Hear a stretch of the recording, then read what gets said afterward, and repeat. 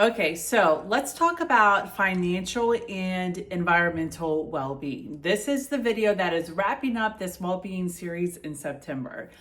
And I gotta say, I gotta feel like I'm pretty qualified in talking about financial and environmental well-being because it has just been a huge roller coaster ride for me.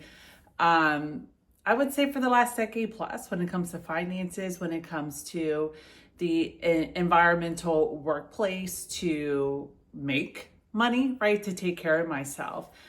Um, so what I want to talk about here is financial habits, financial experiences, unwanted ones from your past, and how that has but probably has traumatized your relationship with money and taking worthwhile future risk moving forward in life, and how that is, avoiding that is going to stunt your growth and your overall fulfillment and well-being. So let's take let's just go take a little story. Okay, let's go back, do a little bit of storytelling here. So a little bit of background just for context.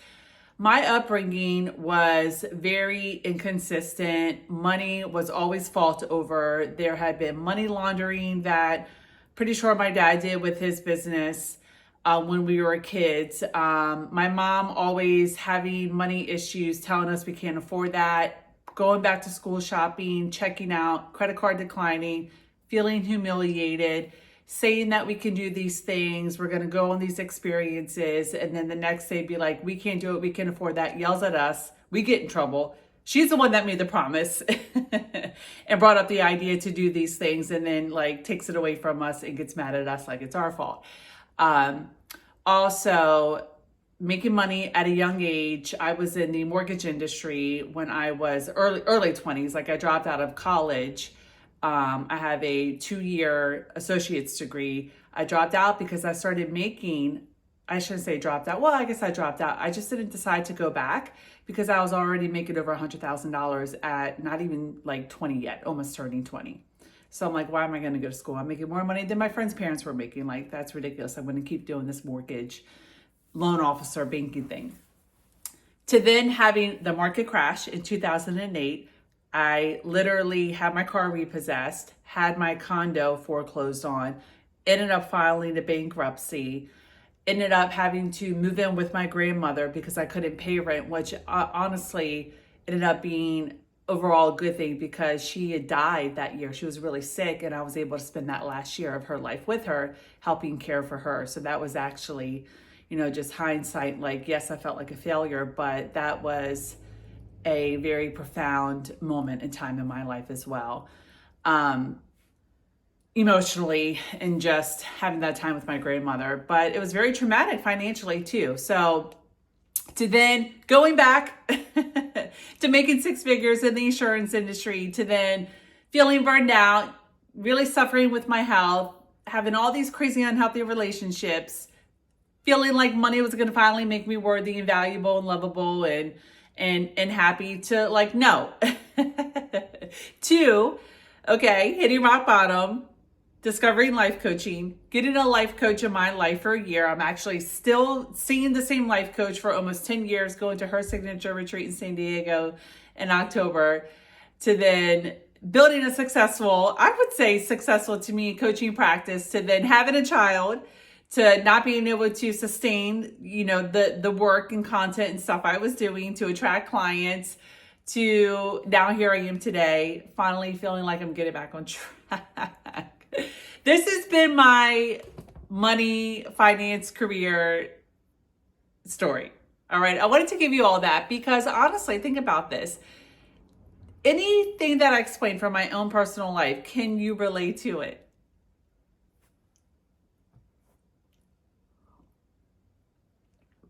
Probably, yeah. You could probably pull something out of that from your childhood, money trauma there, to experiencing success, to then going bankrupt, to then being on top of the world, on top of your game, to having a major change, having a child, having to pull back some things because that's your priority, to then maybe your child's older now and you're like, okay, how do I How do I keep things going and doing and like rebuilding a career for myself, right? So I really love sharing my personal story in this because I just like being real and vulnerable and being a real freaking person, because this is what's relatable. And it's also what is totally normal. This is just life, man. It's just life, right? Getting a degree, I chose not to finish my degree. I chose to keep making the money making route, which I don't want to say I regret, but anyway, it's like, this is life, this right here, up, down, there's highs, there's lows, there's highs, there's lows. I mean, that's just what it is. Now, and within these highs and lows, what I've learned and what I invite you to ask yourself, what have you learned about your financial relationship, your financial habits, your financial environmental standards, relationships, dynamics throughout these last decade plus in your year or in your life? I mean, I gotta say, at 41, I've learned a lot financially and about financial environment and what I'm willing to do and what I'm not willing to do to make money to provide for myself, right? There's been a lot of sacrifice. There's been a lot of learning lessons. There's been a lot of risk taken, some worthwhile, some not. But I have to say, at this stage, not on like top of my financial game right now, but making my way back to it, which feels really good, I'm the most secure and regulated financially that I've ever been. And I'm not making money nowhere near as much as I used to make. But you know what? I live below my means. I am not spending as much as I once did, right, on material things. And I also, and this may not be the case for you, this is a blessing for me, and this has also been a lot for me to learn to accept and to allow and to make peace with, but also having my partner take over, my husband take over in some financial areas while we were going through this transition of parenthood, right? I mean, it was tough the first year. I'm like, no, I'm gonna make my own money and pay my own part of my bills and keep my half of the mortgage and all the things. We used to split everything 50-50. So now he pays the mortgage and like the utilities, and some other things. And this was one thing I didn't want to let go of. I still want to pay my own, bills and expenses, business expenses, personal stuff. Like that's what I want to do. I feel good doing that. I invest in my own personal growth, right? And it's just like, and just being willing, like, speaking of financial relationship, it's being like not thinking less of myself or having him take on some of the financial responsibilities on his own compared to before we stepped into parenthood, right? Because if you think about it too, not even if you think about it, but this is just the reality. And this is to you moms out there who were, you were on top of your game for a long time. A lot of your identity has been around your career. Maybe you're similar to me to where you're like, no, I'm not having someone else take care of my kid full time.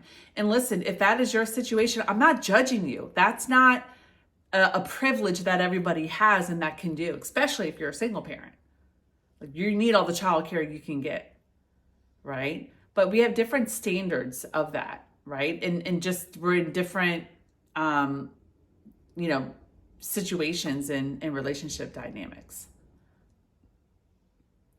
So I'm giving you a lot of story, just kind of like rumbling off here, but I talk about this because if you have been through an experience to where you had a successful career, you made a ton of money, you just like could spend it buying whatever, doing whatever, and now things aren't like that because of inflation, because everything's more expensive, or maybe because you got laid off, or because you transition careers, like it doesn't mean that you're a failure or that you're doing anything wrong. It just means that life isn't linear, that things like you have to adapt to change and learn the lessons along the way with how you manage your money, what what type of lifestyle things you value, where do you need to maybe cut back a little bit temporarily, right? Or ask for help in some areas.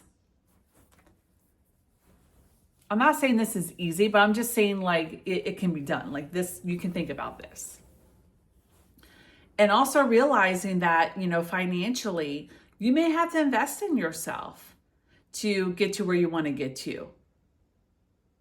Right? I mean, I feel like that's what I've been doing for the past year. It's been honestly scary, but also liberating when I made that decision to invest that money for my personal growth, professional growth, and just evolving as a human. Like it's the best money I've ever spent. It's better than the girls' trips I go on. It's better money spent than going to Italy, than going out for whatever wine dates or doing nice things. Like I always feel my best. Like I love all that stuff, but I always feel my best when I'm investing in my personal development. And it's like not even like tangible. It's not like, okay, here's 10 grand, you give me this. No, it's based on me showing up and doing the inner work and the external work, right? And the mindset shifts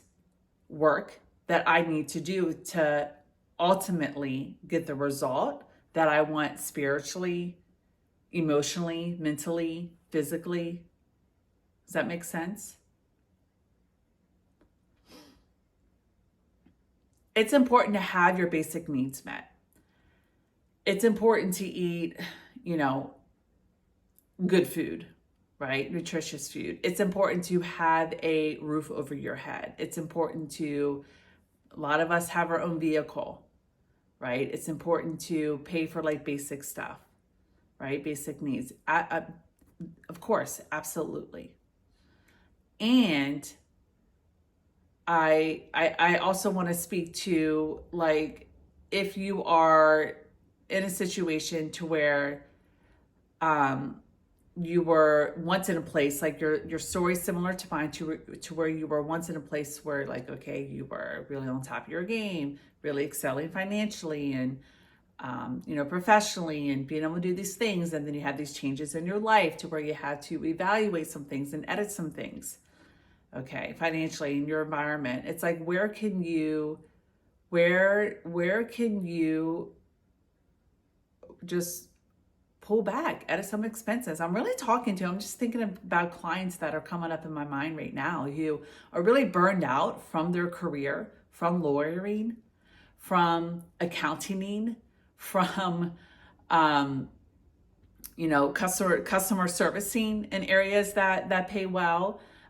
From just having their own business that they've had for a long time. They're like, oh my God, like I need to get another me in here so I can have more time to take care of myself. Like if you are worried financially about that, where can you kind of like where can you edit stuff? Can you sell something? Can you maybe stop paying a few $100s a month on this, going out eating habits that you have? I had to do that. Can you maybe look at your traveling habits or your shopping habits? Can we cut that back from monthly to maybe every other month to feel more secure financially while you're making this transition into this new career?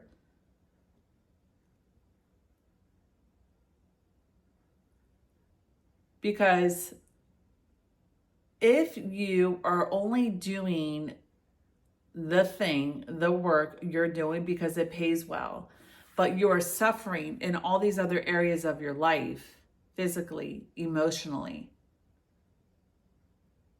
okay, is it worth it? And I also want to speak to this too. I remember in my past, I was in a relationship and I was dating this guy.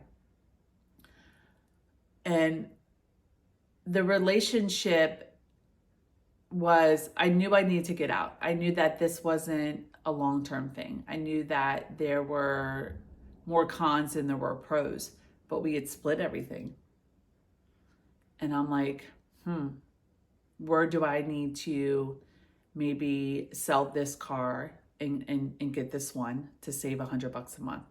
Where do I need to maybe cut out this membership here and do this cheaper membership here so I can be okay paying my own bills? This was during like a weird transition time after the market crash, after my grandmother passed too. I had to really start working behind the scenes on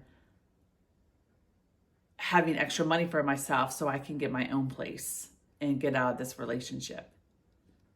And I went behind the scenes and had to do that. And then I left when I was able to financially hold my own. Maybe you're in a situation like that right now too, right? So I'm just kind of giving some examples. But I want to leave it here. I think this is just more of a storytelling video today to see if you can see yourself in some of these examples that I've given. If you are worried about your financial and environmental well-being, has anything I shared with you today been helpful? Is it giving you some ideas on where you can start improving your situation? Is it also giving you some new perspective on how your career status and how much money you make in the car you drive doesn't define your worth and your value? To where you don't have to keep doing this soul-sucking job or staying in this soul-sucking relationship, okay, to prove a point to whoever. Can it be okay to be in debt for a little bit longer so you can really start making the moves that you want to make to eventually get out of debt? Maybe not on your timeline that you would like, but maybe it's stretched out a little bit further. Just something to think about there too. School loans maybe, or credit card debt. Maybe you can't pay as much towards it as you did. I'm not like advocating stay in debt. I hope you know that. I'm just saying that sometimes your timeline may not be what's practical for all these other big picture things that need to improve and change. Maybe can your timeline go from 1 year to 2 years so you can then protect yourself, get yourself in a better environment, and that might set you back or not have your timeline completed when you pay off this school loan or this credit card, whatever. Okay. I really hope that this has been helpful. I get the financial well-being stuff, the stress, the financial stress, the unhealthy relationship with money. I mean, I get it. Like I've spilled it. I told you, like foreclosure, car repossession, bankruptcy, moving in with grandma because I couldn't pay my rent. Going through an identity crisis after I had my daughter 3 years ago because I was not able to work as much as I was. And then like I get it. You know, I also want to tell you, I'll wrap it up with this. This is all temporary. This is all just a different season and chapter in life. If you were willing to take ownership and personal responsibility and just agree that this is temporary, like I don't have to stay where I'm at, I can improve it, which you absolutely can. I've reinvented myself financially like a gazillion times. If I can do it, girl with a 2-year college degree, okay? Going from 6-figure to bankrupt, back to 6-figure to having a child, back to like trying to get to my ideal, income. You can do it, okay? All right. If this was inspiring for you today, maybe not as helpful. I feel like this is very helpful, but if it was inspiring, if it's getting you to think, if this is helping you feel not alone, this video today, please let me know. Give it a thumbs up and feel free to share any comments that you want below. I would love to know what chord this struck in you today. Okay. Thank you for watching, for joining me in this September Wellbeing series. And I will see you in October. I'm not sure that I want to do a specific series. I think I just want to talk more about what's coming up for me and what's coming up in my coaching sessions with clients and speaking just in real time. So if you like me, you like my vibe, you like these topics, we're jiving, definitely subscribe. I would love to have you here. And I will see you in October. Bye for now.